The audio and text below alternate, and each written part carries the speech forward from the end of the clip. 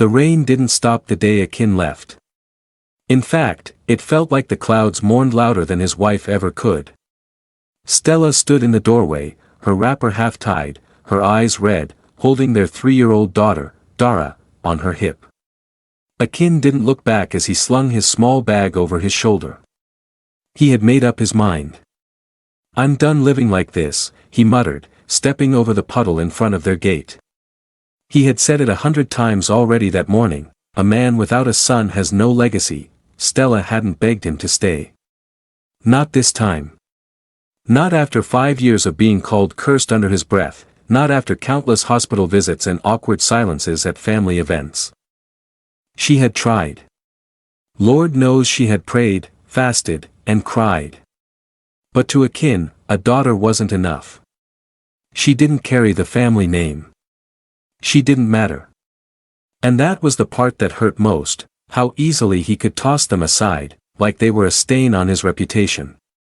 "May God judge you," she whispered, more to the wind than to him, as he walked down the muddy road and out of their lives. Inside, Dara cried for her daddy. Stella held her tighter, trying to steady her own breathing. The silence that followed his exit was heavier than any argument they'd ever had. There would be no more shouting in the middle of the night, no more sideways glances across the dinner table. But there would also be no more false hopes. No more lying to her daughter that daddy just went to work when he was actually out with another woman. The man who walked away wasn't a stranger, he was her husband. The father of her child. And still, he chose to leave because she didn't give him a boy. That night, Stella didn't sleep. She lay awake, staring at the cracked ceiling, Dara curled beside her. A chapter had ended. She was now both mother and father. Akin might have left chasing a son, but Stella knew something he didn't: greatness didn't come from gender. And one day, the world would see just how wrong he was to walk away from a daughter like Dara. The alarm didn't ring. It was Dara's cough that woke Stella up before dawn. She sat up quickly, heart pounding. The air was damp, the ceiling still leaking from yesterday's storm. The small mattress they shared was soaked along the edge, but Dara's forehead was dry. No fever. Just a lingering cold from a week of walking to school in Lagos traffic. Stella sighed and reached for the kettle. It was 5:12 a.m., and she had exactly 1 hour to make breakfast, get Dara ready, and catch the bus to Ojota for her cleaning job. Their one-room face me I face you was nothing fancy, but Stella had made it soft. She'd hung a curtain to divide the sleeping area from the little cooking space, and painted the walls yellow last Christmas, just to stop the room from feeling like a box. On the shelf, beside Dara's schoolbooks, was a plastic folder, bills unpaid, letters unanswered. But right in front of it was the photo frame Dara made in primary 2, a cardboard square wrapped in glittery paper, with a picture of the two of them smiling wide, faces pressed together. No father in sight. Stella worked 2 jobs, morning cleaning at an office complex, and evening sewing for neighbors. It wasn't glamorous, but it kept the light bulb on and a loaf of bread on the table. Some nights, she cried quietly after Dara slept. Nights when the loneliness pressed in like smoke, when she could hear the other tenants laughing with husbands who came home with rice and gossip. But other nights, she found comfort in the way Dara always kissed her goodnight, or how she instinctively knew when to be strong for her mother. Dara never asked about her father. Not directly. But she watched the other children at school, saw the Father's Day cards, and the school gate pickups. Sometimes, she'd draw a stick figure beside Stella in her crayon drawings and say, "That's our angel. Maybe he watches us." Stella never corrected her. Let the girl believe something good, for now. Let her believe she hadn't been left, just protected from something worse, because Stella was learning a hard truth. Sometimes love doesn't look like holding on, it looks like surviving after someone lets go. And she was surviving.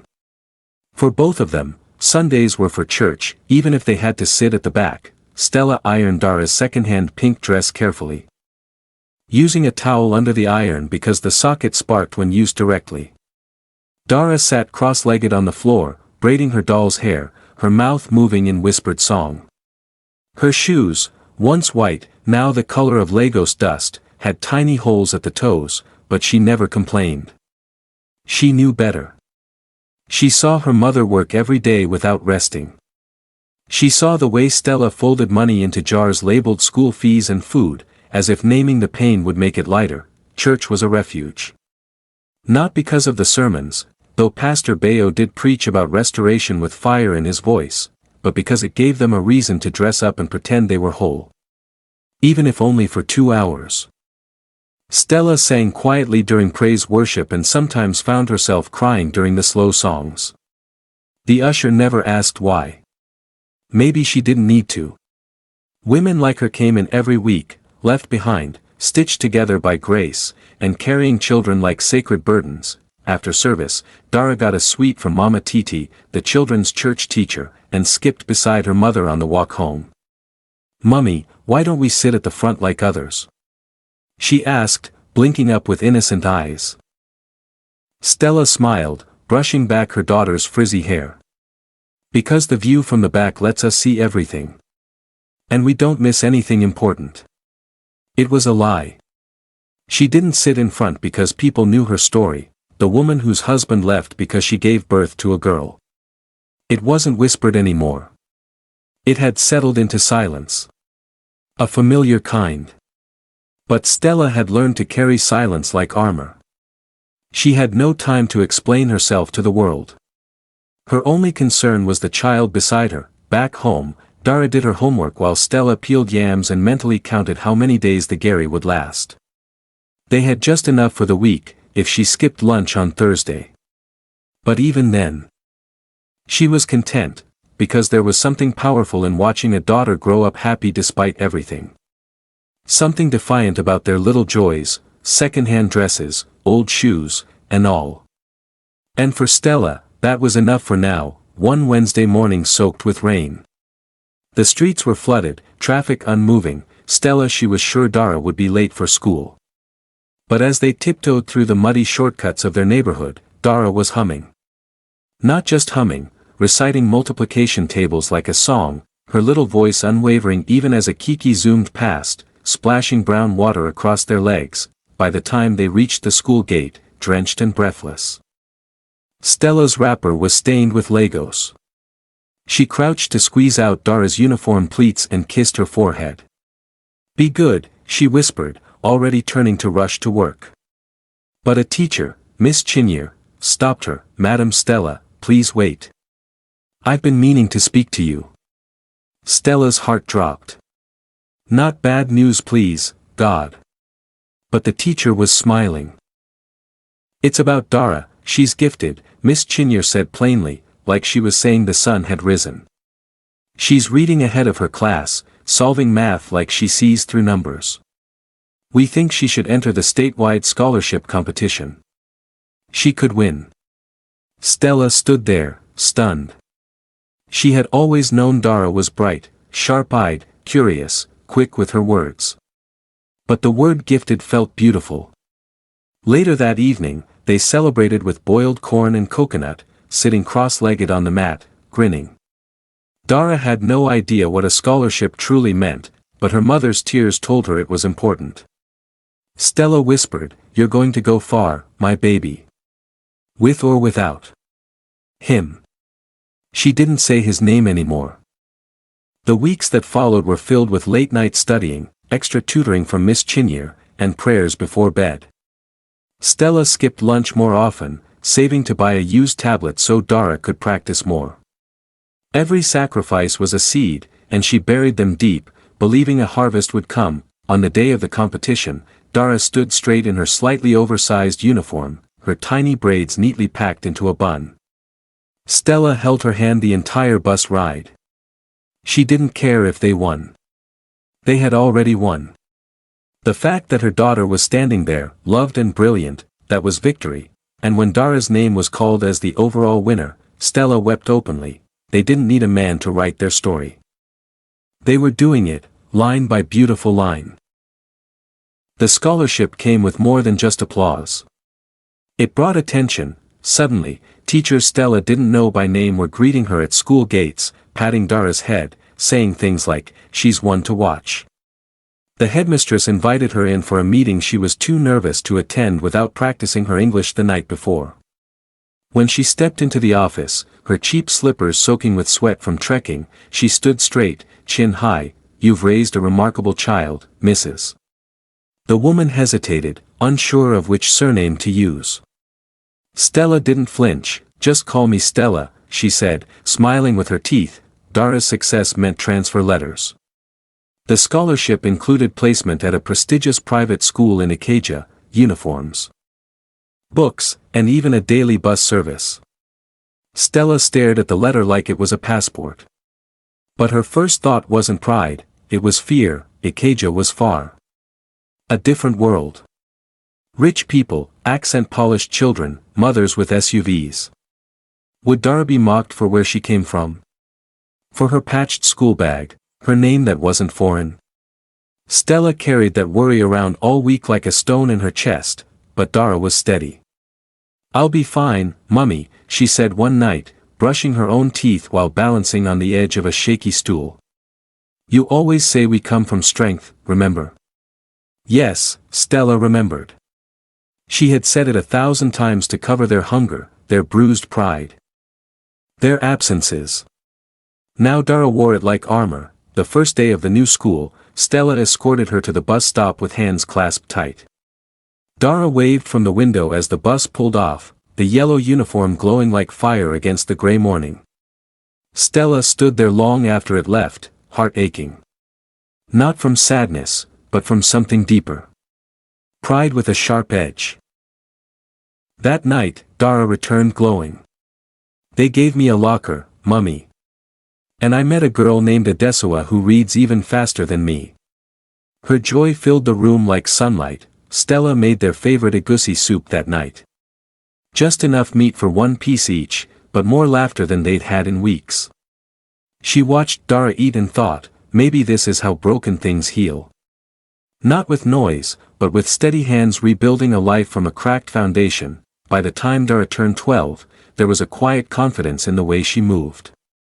She still hugged her mother every morning before school, still folded her socks neatly, still helped grind pepper in the kitchen without being asked, but there was something blooming behind her eyes. A spark.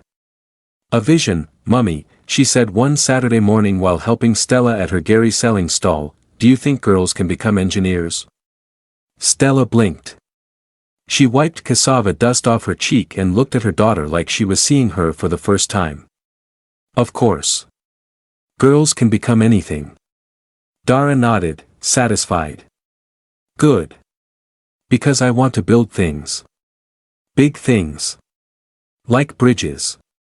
And maybe a house for you." That night, Stella couldn't sleep. The memory of that single sentence, "a house for you," wrapped around her heart.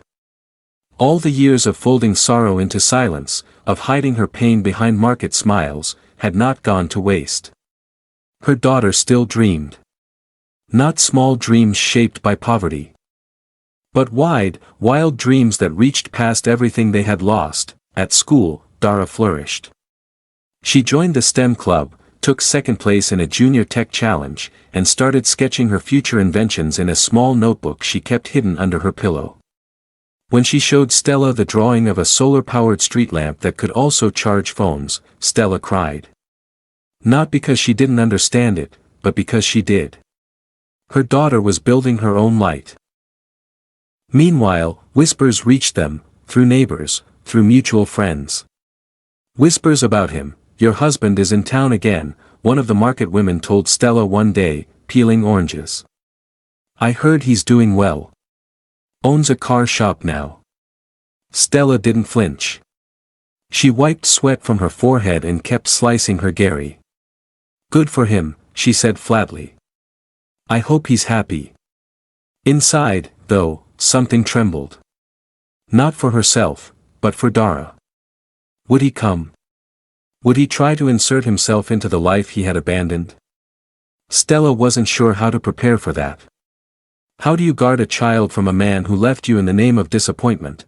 But that night, Dara came home and kissed her mother's forehead before bed. "I don't need anyone else, Mummy. I have you. That's enough. And for now, it truly was. Some days, the world felt too heavy for Stella to carry. The sun was relentless on her back as she sold tomatoes and onions at the market, and her feet ached from walking miles to save transport fare. But when she thought of Dara, tiredness turned to fuel.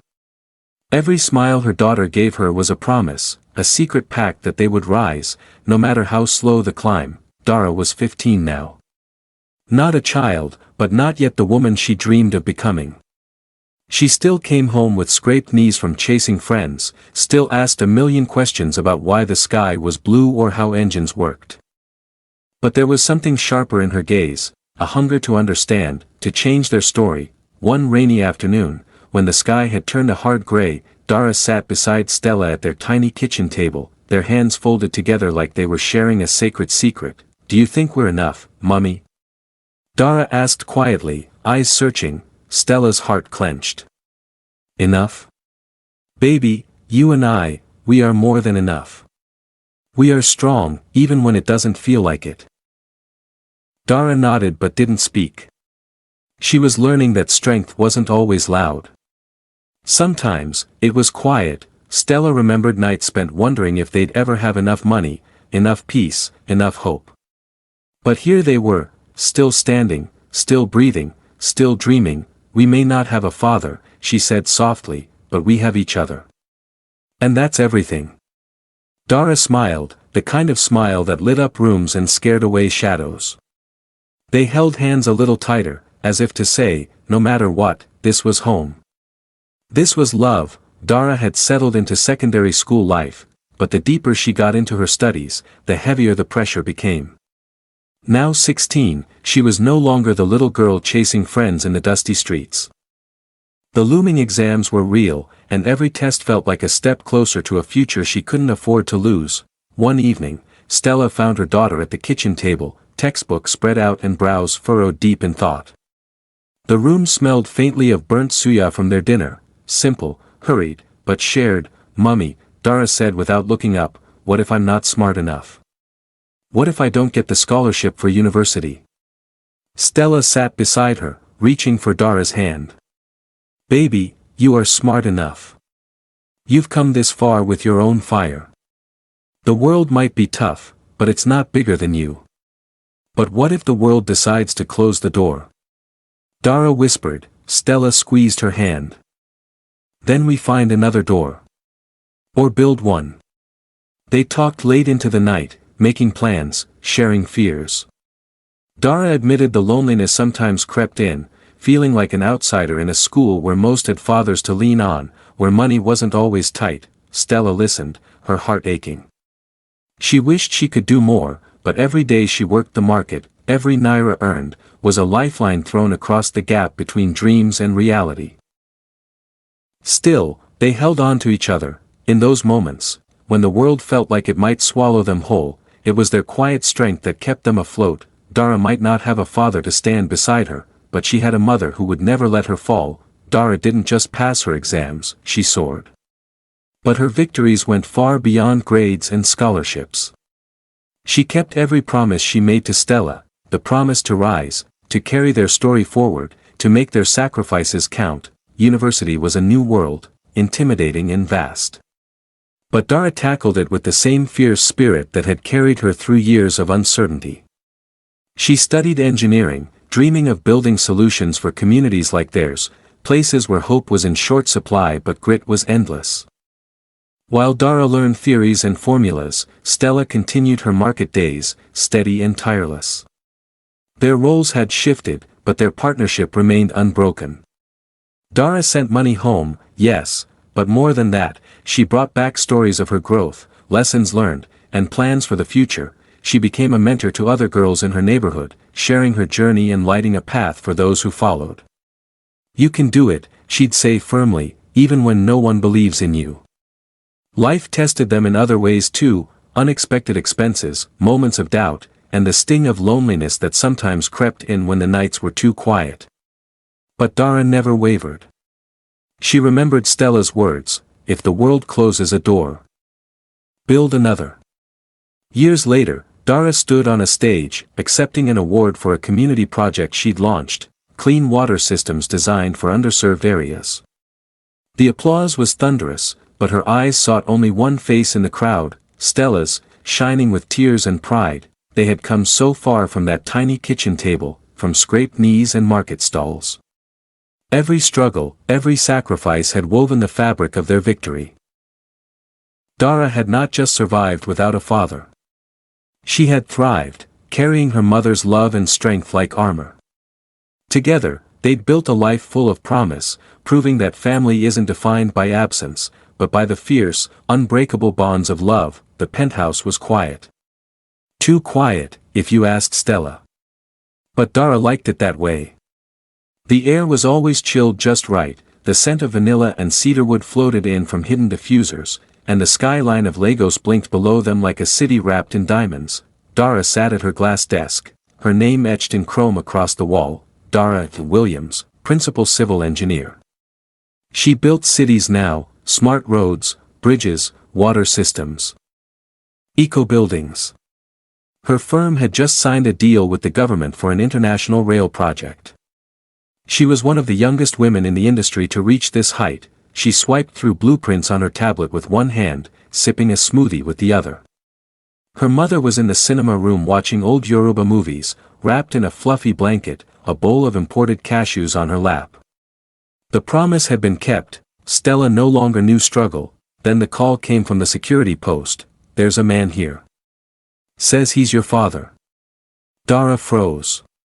For a moment, her thumb hovered mid-swipe. "Let him wait," she said. He waited. 1 hour. 2, eventually, Dara stepped into the driveway. All quiet power and elegance. A luxury car behind her. An armed guard beside the gate. She saw him, older, smaller, hunched under the weight of his own choices. He shuffled forward. "Dara. My daughter. Please, I just wanted to see you." His voice cracked. "I've made so many mistakes. I was stupid. Wicked. And I regret it every day." She didn't answer. "I thought I needed a son. I thought," he stopped, wiping his face. "But you. You became everything I hoped a child would be. I see you in the papers. The bridges. The hospitals. They say your firm employs hundreds now. You're rich. Respected. I've been nothing but a fool." He dropped to his knees. "Please. I don't deserve anything, I know. I just wanted to say I'm sorry. Even if you don't forgive me." Dara tilted her head. "You're right. You don't deserve anything. But I'm glad you said it. We did well, my mother and I. She didn't just raise a daughter. She raised a legacy." She turned, heels clicking softly on the polished concrete. He didn't follow. Couldn't, and as the security guard closed the gate, Dara walked back into a world built not with a father's love, but with her mother's fire, and her own unshakable will.